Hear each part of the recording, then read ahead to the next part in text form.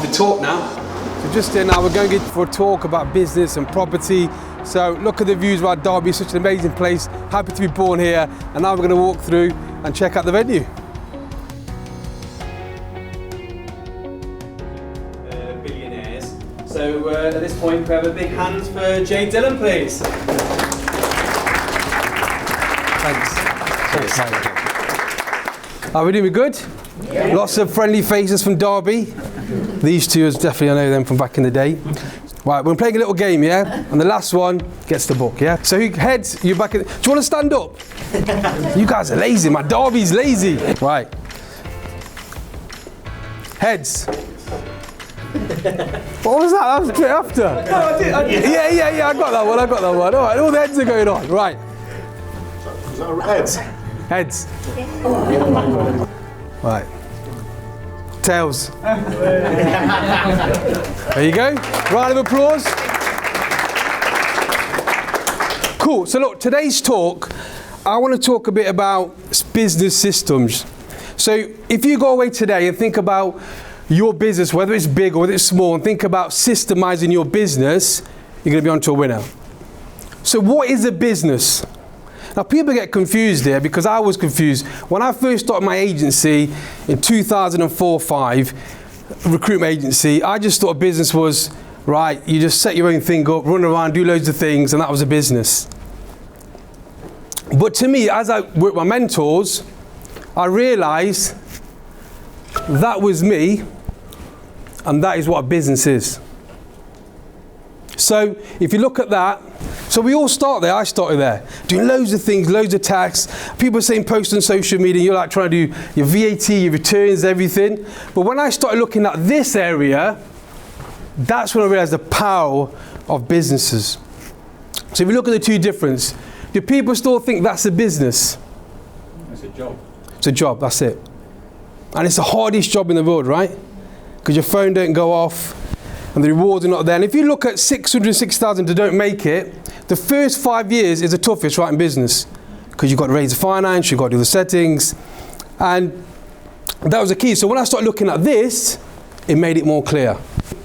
So people ask me, okay, Jay, so you're on about business, you're on about, okay, you need to do this, you need to do that. So what makes a business successful? And I realized one thing, it's about systems. It's about putting processes in place. Because systems and process will run your business, right? But we don't want to do that. We don't want to sit there, write down all the tasks, sit there, look at everything. But they're the things that are going to make your business successful. So if you look at your business as that now, it'll help you going forward. So if you start in your business, if you're 2 years into your business, if you start looking at systems and writing manuals, it'll really help you. I'm the worst at that, so I've got someone to do it. But if I left the business tomorrow, it'll still run. My media stuff will still run. And that's the key thing. What this brings to your business is freedom. Increases productivity. Streamline workflow. Processes are better. Focus on growth. Working quicker and smarter. Reducing effort. Centralizes data. Can run without you. Sellable asset, that's the most important thing. Save time on training and bring efficiency. Now, you know the coronavirus happening now. I've had phone calls from clients today with the recruitment clients are cancelling, construction plans are going down. So I know people talk about it's a hoax. It's causing disruption. The markets are dropping. I invest in stock markets through managed funds, and it was at 5.9. That's the worst it's been for like 10 years. Really bad. So it may cause, it may not. You may, if you're selling hand sanitizers, happy days, right? But I've been talking about having a fund in your business for this kind of situation. My podcast talked about it 2 years ago, and it's a bit like a recession. If you plan early, you can survive, right? But if you don't plan early, there's a problem. So this virus thing, it's more important to think about that now as something that triggers you to put systems in place in your business. Disaster recovery plans. Now, who's worked in the corporate world? Yeah, disaster recovery plans, you heard about them. The big businesses all have them. I just think it's boring them having them 20 years ago, but they have them for a reason. They have them for a reason. Now in Italy, obviously they've just locked down now, right? The companies who had remote working and they got international clients, they can still go on. But the ones who didn't really plan for it, they're at a standstill. So I work with a lot of clients in property and business. So I had a case study This client had 500 units, owned by 2 partners, very successful. What was happening in their business? I sat with him, had a coffee, said, Jay, look, I need your help. And I said, let's talk about it. He goes, the business is just causing me so much hassle, I want to sell it. He goes, can you speak to your brokers to sell it? And I said, why do you want to sell it for? So we had a coffee, we sat down. The 2 owners were stressed. They wanted to sell the portfolio, just a pure headache. I'm sure people can relate to this, yeah? Ongoing emails and problems. I wake up in the morning, the inboxes are full of like, something's happened to the property, someone's done this, someone's done that. So they're always just firefighting. Struggle to expand. So when you're firefighting, you're stuck. Because you can't expand because you're just dealing with tenants all the time, or dealing with issues, or legal issues, or legislation issues. And they're just there, just constantly fighting. So we sat down and talked about it and said, look, we need to document everything that you do. Every little thing. And they said, oh, we don't want to do that. We know what we do. And I said, we need to document it. So I sat down, one of my process managers went to go and meet with them. They sat down with them. And what they did is they sat down and process mapped it, just like that. And put all the tasks down. Because they were running everything in their head, right? When they put it down, they realized they were doing too much. So every little step they processed, it was really time consuming for them. They didn't want to do it. But I said, if you do it, it's going to benefit you going forward. And the outcome was, they actually needed people to help them run it. So we did an office manager, letting manager, and a property maintenance manager. So just by process mapping and looking at it as a business, they identified that they couldn't do it on their own. They needed more people. Now they were making back £1 million profit a year because 2 of them running it. Now they had to obviously let some of that profit go, but then they could expand further. So from doing that case study there, and I encourage you guys, when you get back, if you haven't done it already, start looking at all the roles in your businesses, or even if you're starting off in business, think about with your high level plan what each process will be, and start mapping it down now. And the results were just amazing. They got the time back and focused on what matters. They fell in love with the business they built up. So when I sold my business with 500 contract staff, the biggest thing for me to sell that business was it ran without me. That was the biggest thing. And again, now this business runs without them, and they could sell that. Lots of people were after it. Sellable business, structured compliant business, and then they could grow further. They went on to buy more property, more stock, because the business was running fine. If you build systems, it allows you to scale the business. Okay, so look, I tend to go into my story quite deep now, but if you haven't seen my story, I started, look at my handwriting, is that good or what? Yeah? So when I started my agency, my recruitment agency, and this is before I even got into property, my first agency, I started off with a vision. Now be honest, who's got a vision of their business? You need to create a vision. It's really important. And even though that was done on a plane and I just mapped it down, it brought me clarity to where I wanted to go. Because when I did my vision, I was about 23 years old, because you have less doubt coming in. As you get older, it gets more and more and more. But a great book that I like, I don't know who's read Chimp Paradox? Yeah? Controlling the Chimp and that. And you have to practice this all the time, by the way. If you read the book once and then it goes away. So you need to keep on that. So when you're doing your vision, you need to do it without any limitations. And that sounds hard, right? That's what inspires me every single day. And we've got a media team now. We're going to do it. But if I say I'm just going to put a few videos out, work with a few sponsors, that to me isn't big enough. It's not big enough. So you've got to make it big enough. So with me, when I started, 12 months, so basically in 12 months we grew the business quite quickly. Now here's the thing. In a good economy, everything works well. So the last recession for me, I didn't see it coming. And that's the mind, we were doing so well. I did not see it coming. You need to have a backup plan. Now here we go. So at the moment, everything's working. Everyone's buying properties. Auctions are going crazy. You kind of see the signs of 2008 happening again. And the virus may tip it over. Now that's not scaremongering. all I talk about is being prepared. I did a podcast probably 18 months ago about to be prepared for the next recession. Now, no one knows when that's going to be. It might be 10 years away. We don't know. It might be bloody a few years away. But just keep planning. Keep planning. Have your processes and keep planning. Because in a good economy, everything works. In a bad economy, it's harder if you haven't got the right systems in place. So we did really well. And we grew the fast. But in 2009 recession, that made me realize, and that links to the start, that a business is a business with systems that runs without me. Because I was doing so well, I was running all over the block, I was doing really well, I was running everything myself. And when the crash came, that's when I got stuck. I had no processes, I had no systems, we had 300 staff on our books, I don't know what to do. I never even looked at disaster recovery plans. That's when I struggled, and that's when I thought, this is game over for me, because I didn't know what to do. And by the way, in 2008 or 9, YouTube wasn't that big for me. I don't know if you guys were on YouTube. It wasn't as big. But now, we've got the knowledge. But this guy was a guy who helped me.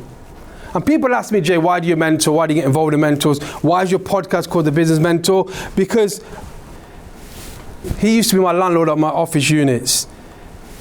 This guy was worth probably 10 million at the time, and he inspired me so much. He's gone to worth probably 50 million now, but he had his own private jet. Growing up from where I came in Pear Tree, which is like a not so good area in Derby, knowing someone who had a private jet, that was just like, wow, that's like Dallas back in the day. And I was so excited by him. But what happened was, I've just recently interviewed him. I often ask him, what drives you?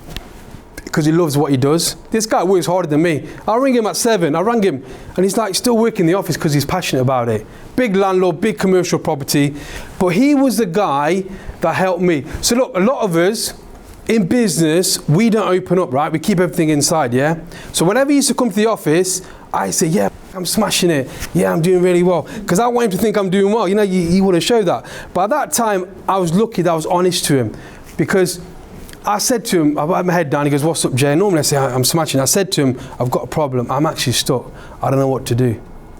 That is when I realized the difference between a mentor and maybe a coach, because I had really good coaches, but they had their own business. That is when he sat down with me and gave me the belief that I could do it. So people talk about mentors, what's the value of mentors? For me, is having the belief that you can do it. So he sat down, he said, Jay, I've been through this before. I've been through it. What you need to look at is your business isn't a business. It's you running around like a headless chicken, going X, Y, and Z. And you think you're doing 14, 15 hours a day, but you need to now systemize the business. Systemize it. Look at the systems. Firstly, you need to change. So we went for if you look at the property example, we were focused on, let's say, selling houses, yeah? But then we flipped like you would to lettings, because letting was reoccurring on the market. So we went from permanent recruitment to contract recruitment, because the market, people demanded a temporary use of staff. So by pivoting and getting the knowledge, at that time, I don't know if it's a godsend, because I'll tell you what, if it didn't come in, I would have given up. Because no one in it was very difficult to get the knowledge. So I owe a lot to him, and that's why the podcast is about mentoring. But he was the guy. So look, I keep repeating this message, and I hope it gets to you. If you treat your business as a business and look at the systems, it will really help you in tough times. We grew it, there's our team. Look a bit younger there. So we grew really fast. So we put some big clients, and here's the thing, by the way, document your journey is so important. So back in the day, obviously I didn't use social media as much, but what I used to do, I was quite clever at getting in the paper. So to get in the paper, they love a story. So I always use the apprentices and say, got 2 lovely apprentices on there, they give you a free spread, it's free marketing for me. But always document your journey, and we got some big clients, Land Rover, Jaguar, Toyota, and that was in 2011. Wow. That's when we expanded out to London and Leeds. So my key reasons for business growth: systems and processes in place. That's another key thing. Start looking at breaking it down to the minute thing. I hate this process. I've got a process manager, and they'll come, what are you doing today? Oh, document it. Do I have to document it? I don't like doing it, but when I do it, it's brilliant, because I can just give the manual over and they can start. Why is McDonald's so successful? They just follow a process. They've got young kids doing it, they follow a process. Now, we might think we're invincible and we're going to be here forever, but if you don't start thinking about it now, your business will never be an asset. All it will be is a high-level job. It will be. Treat it like a business which run without me. Able to focus on sales and growth. Focus on branding and marketing. Check this out. So I thought, you know, we have egos, right? And I used to think my agency ran with me, and I thought I was the main guy, and I built these systems. And I can remember we went to America for holiday because it's systemized. I can remember coming off the plane, and my team did better without me. And I was like, how the f*** did they do better without me? The systems were good, but they were good people, baby. I wasn't good enough. But the thing for me was, that was the ultimate thing. When I can make money when I'm abroad, when I'm doing my stuff, it's still making money. That's what a business is. Now, don't get this confused by you'll never ever get involved in the business. You know, I had to take a call in Las Vegas because something happened. You're still involved, but you want to systemize it as best you can. If someone says to you, systemize it so much that you don't get involved at all, trust me, when a waste pipe goes down, it's leaking everywhere, you're going to get a phone call, you have to deal with it. But if you can do less of it, it's probably better, yeah? So now, that enabled me to start investing in properties. So I don't really talk about properties on my journey, but I do invest in buy-to-lets, we've got some HMOs, so I do invest. And I have been investing in 2009. But I don't talk about it, but I use the profits of the business. So a lot of people are getting property now and they build a business, that's great. I did the opposite way around, where I did business first, then I invested. Because the best thing to invest in is property, right? So we sold the business, and then I got some media coverage. So people ask me, right, Jay, I get some real questions, especially when I go to Trust and do talks. I want to start teaching now. They're like 19, I want to start coaching, I want to start doing mentoring. I said, if you do something first, it becomes so much easier a bit later on. Don't be such a hurry to start teaching people how to do things. You know, run the business cycle yourself. It's a lot easier. Because what happens is, if you start teaching early, and something happens with your business, and that guy's ringing you and asking him for help, you kind of, what do you do? So one day you guys will all be mentors and coaches, but I think there's a right time to do it. So don't be in a rush to do it straight away. But I got some coverage. So we launched our podcast, I think it was about 18 months ago. And we topped the charts in the world. So the business iTunes. And people ask, how did I do that? Listen, we launched it like a record. We went everywhere, we shared it everywhere. And I've got links to quite a few influencers, so they shared it out for me as well. But just to get there was a good thing for me. And that podcast is free to download, mainly for my work with the Prince's Trust, for the young entrepreneurs who can just download it, who obviously are learning the business trade. But a lot of other people download it as well. We're in like 100 countries now. And for me, the best thing is when I get a message saying, Jay, this helped me. This helped me start a business. The royal family just about let me in there. Oh, okay, the shades are a bit dodgy, yeah? But yeah, that was a great day for me. But getting in there was a good thing for me. Like Prince Charles thanked me for his work, and that's from my hard work with the Prince's Trust. So I enjoyed that. So on the way, you enjoy your success. I had my dream car at 26 years old. Growing up where we grew up, and having that was amazing, and we did it ourselves. Lots of charity. So now, because of the podcast, I get back to the charity events. So John Terry, Mo Farah, Niall, cut him off there. One Direction. So look, you get loads of good opportunities just from doing the podcast. And what it has allowed me to do is work with business leaders. So obviously, we've got Ben Robinson, Grant Cardone. People say, how do you get great guests on your podcast? Well, what I do is I link them to my story. I say, this is what I've done, this is who I've helped, this is what I've achieved, and they're more likely to meet up with you because of your story. So we got a book deal for our podcast from a company called Bookboon. And this is where sometimes I have that same doubt myself. So they said, right, we want to sponsor your podcast. Send us 7 of your best podcasts. So what do? I send all these, all the Never Right, Grant Cardone. They came back and said, no, we want your podcast. We want your voiceover. So always believe in yourself, right? These guys are great to be inspired by, and I always do my talks. Be inspired, but you've got your own journey. So look, I think it's important to create different types of income stream in different types of areas as well. So we did a challenge there, because people say, you know, when someone says that and they're talking, you think, all right, whatever. We did a challenge. I took one of my mentees, who's Luca, who's now an international star on social media. But I said, right, you know, we keep talking about this stuff about creating income stream. Let's do it in 30 days. Can we do it in 30 days? And what we did, we created a software called Dental Reputation. I'm not sure you can do that video. So all we did was we just got a white label software, which was a dental review practice software. We positioned it with our own branding, and then we went to the trade show and we sold it.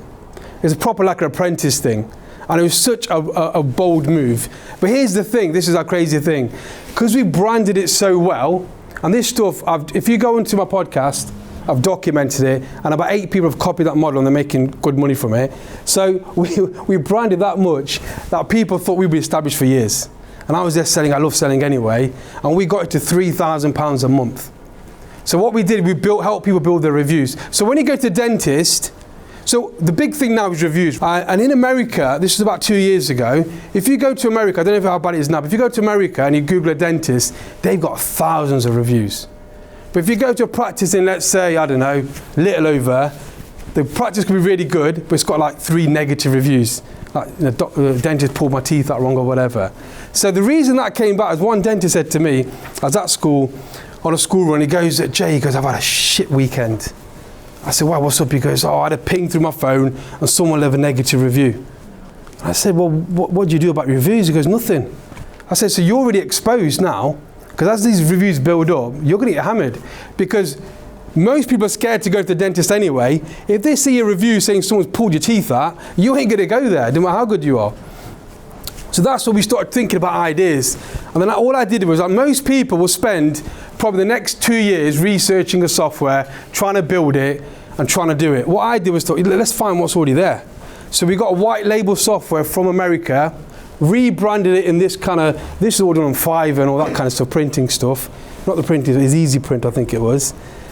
And we just got there and sold it, and we created an income straight away. So you can do it quite quickly. Just don't spend too much time procrastinating.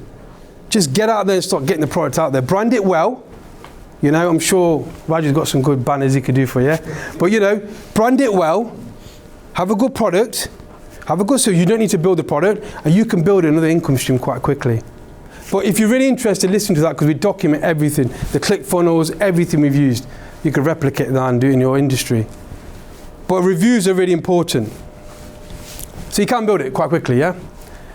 And we've got some good testimonials. Who's heard of this guy here? You heard of Singing Dentist? So this is how you know, I just go for it anyway. So what I did was, a few months before, I made a phone call to his practice. I said, look, we've got this amazing software. We've created this software. Can you do us a favor? When you're there, can you pop over and come and see us? And he didn't respond anyway, right? So what I did was, I was there making the sales, and I saw him going across. So what I did, I grabbed him. I said, oh, did he get it? Did he get the email? And he goes, yeah, I got it. I said, okay, do me one favor, just come here a second. So I pulled him over to my stand, and we did a review and everything with him. And he's a good friend of ours now, but if you've not checked him out, he's really funny online. But what we also, so from that model, the dental model, we got the biggest influencer for free to endorse our product. And the next thing I did from that, we sold it to a company that was at the dental show. We didn't get that much for it, it's 56,000, but I just wanted to do the cycle. So you can do it if you follow the systems, right?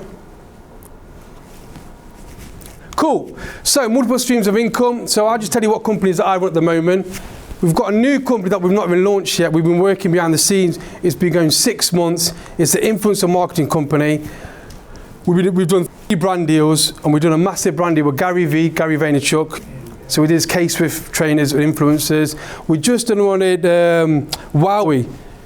So we launched that, and that's doing really well. Influencer marketing is massive, by the way. I got Recruiting Boss, which is an online recruitment company. So I was at the carpet stop. So I know the owners there, right? This is in 2013. When I saw my recruitment agency, I was buying properties. He came up to me in the shop and he said, Jay, look, I need some staff. And I said, well, go to my agency. And I said, what do you need? He said, look, what I need just applicants to the door. I don't need to have them sending me stuff. I just want CVs. So it got me thinking about this. I just thought this thing, if we get this software built, if we can advertise on all the job boards and have all the CVs come into a central area software, then this client can then get all the CVs, he can shortlist them, he can do everything, but then there's no responsibility on finding the candidate. So that was just another idea we created. So that's running with our client base. People ask me, Jay, that's a lot of stuff. But every business I've done is systemized. Systemized, everything's done so I can be here and it's still running in the background. Now you've got to put the work initially into it. You know, we've spent probably about 14 months on our brand, traveling, creating content, recording it, making sure our channel's right, and that's attracted the sponsors. Now we're sponsored by Surfsock and also Bookboon, who cover our media stuff as well on YouTube. So, but it takes time to build it up. You've got to put the work in initially. Property. So I thought, you know, I'll bring an example here. So that was a refurb. So this is an ensuite room. So what we did, I think Ollie, we had a meeting years ago, 2014, didn't we? We first looked at HMOs. I think about 2 years ago, I just had enough of it. Because don't forget, we did our refurb in 2014. The old refurbs, you know, just a magnolia paint, whatever. And I was like, oh, I can't do HMO, I'm doing so much more media stuff. But then what I did was, I think we spent about 3 or 4 grand, but we just made the room a lot better. I was talking to one guy here. Yeah, so we just made the room a lot better. So we just decorated it, put a little desk in it. So what that lesson taught me in property is, even though if you start like in 2014, as you evolve, you've still got to keep up with the game. Especially with the new guys coming on the market and spending loads and doing a really high spec. So you've got to keep with the game. So I just did that, and then for 2 years it's been let. These rooms have been let, just by spending a bit more. So long-term property will always do well. Now we got in, I'd say getting it, we got in a decent time. You can't buy a garage for 68 now, but you know, but if you just look at the property journey, there'll always be an opportunity to buy. So, who's on social media here? Okay, so what platforms do we use? Facebook, Instagram, everything. And I used to think, you know what, it's too much. You know, do I slow it down? But here's the thing. Our attention span is so small.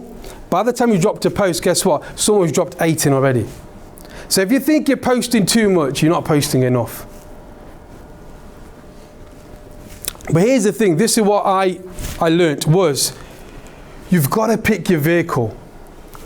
If you're doing all of this, that's probably your biggest problem. Trying to do too many platforms all in one go. Now, if you've got a team and you've got a resource, then it's doable. But you've got to pick one platform and go hard at it. That's my opinion. And the reason I picked podcasts. Because at the moment, there's too much choice. There's too much choice. And it's free. But just pick one to start. Who's using LinkedIn? Yeah? Everyone should be using LinkedIn. LinkedIn's got phenomenal reach. Phenomenal reach. Now, if, for example, this all goes away and you've got to pay for it, everyone will be regretting not doing that. Because it's free at the moment. It's free about getting your name out there. So I picked the newest, and still, I picked podcasting. Who listens to a podcast? Yeah? So the reason I picked podcasting, because I really didn't want to do media stuff, I didn't want the camera, because I can record on a handheld device. This is getting recorded now for a podcast. That video is going on YouTube. So what I'm saying is, I picked one and I just went straight into it, systemized it, we built loads of systems around it, and now we've got full production, we've got a media department, because I focused on one platform. What I was doing initially, I was going for all of them. I do more now, but I was doing Instagram, they're going to like, it's go on Facebook, but I thought, what's the newest platform? What's something I could dominate? And podcasting is very new at the moment. And guess what you can do a podcast? You can do a podcast, if you're bored at night, yeah? You can just get your recorder, go to your studio and record a podcast. You don't have to do your makeup to get on the camera or anything. Or if you're out to a site visit, you can record your podcast. That's what I picked, because I could do that and I can do it consistently. And it worked. They call me the Pod King. Right, so, that sounds right. So, you know, getting your presence is so right. A lot of people spend time here. Websites, logos, branding. Now, that is very important. Don't get me wrong. But what they do all that, and they expect the business to come to them. Oh, I've got an amazing website now, I've got everything done. But you've got to put the work in to get people to your page, right? So you need to aim for 7 touch points. So if you're not posting to these people or getting awareness, then they're not getting your message. The amount of time I've sat with people who spent 10 grand on a website, 5 grand on a website, and they go, it didn't work. I go, where's the traffic? Where's your vehicle? So pick a vehicle, whether it's Facebook, podcasting, whatever. Pick one vehicle so you can get 7 touch points. I get emails from mentoring, but maybe 3 or 4 a day. They've all come from my podcast. I don't even sell them a podcast. Just comes Jay, I want to be a mentor, and we put them through a program. But you need to aim for that 7 touch points. So if you're not posting, somebody else is. I'm definitely posting lots. So think about it. Think about how you can get in touch with people. Now the reason for doing that, podcasting is consistency. It's easy to do. Again, going out there and doing podcast interviews is good. You get more exposure. You all got a good story here anyway. But even if you want to start your own podcast, what a great way to start something. Oh guys, okay, you're coming to our business. By the way, have you listened to our podcast?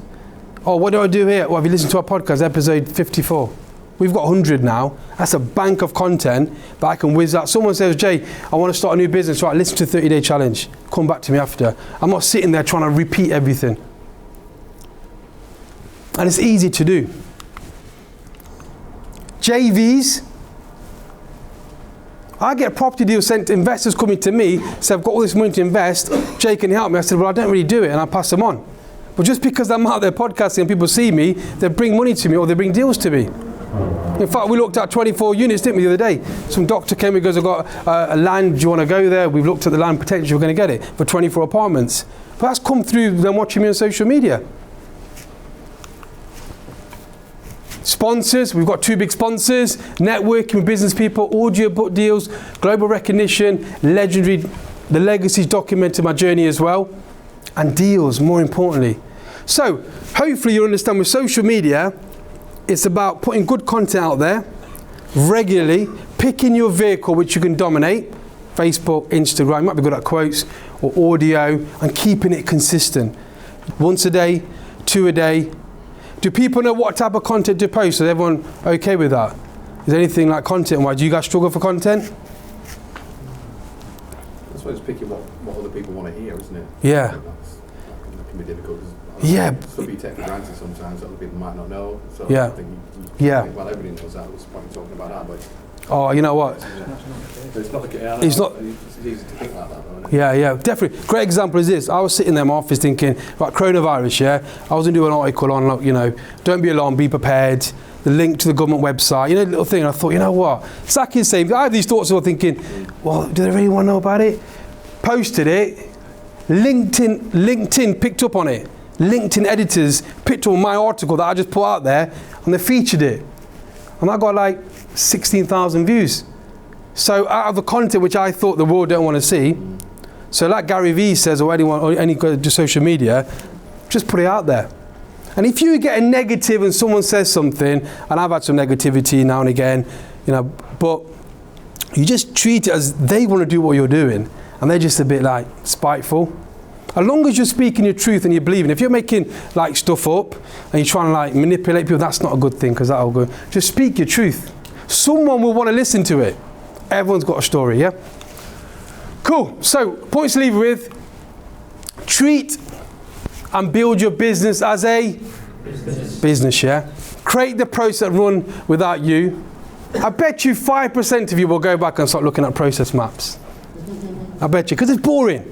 But honestly, if you do it, it'll be really powerful. Just think if, God forbid, something happened to you and you couldn't go to work and you couldn't pick up the phone, what would happen to your business? All that hard work you put into it, what would happen?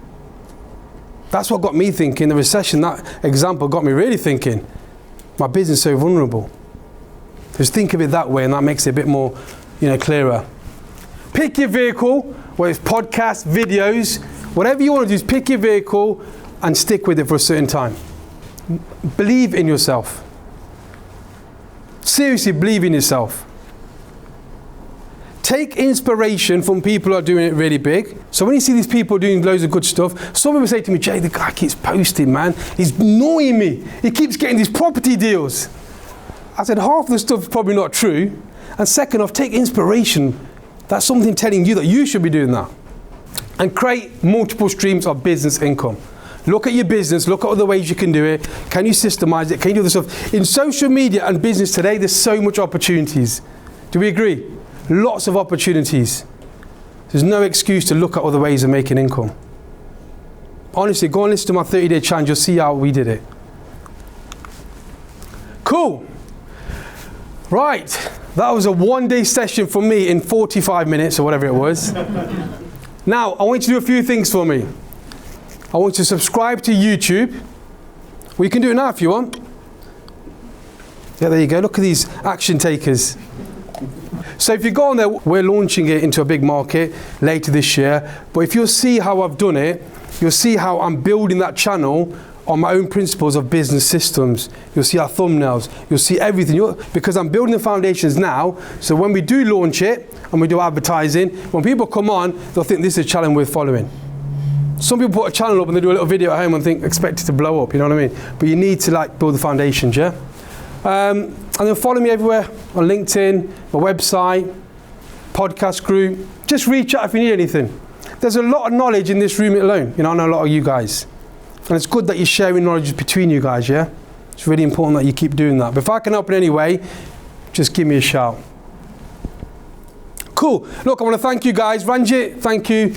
Thank you for everyone for inviting me down. Appreciate your time. I know a lot of you guys here anyway. Hopefully that's brought you some kind of ideas, some lessons. I've had to go really quick because of time restraints. But if you've got any questions, give me a shout. Cool. Thank you. Thanks.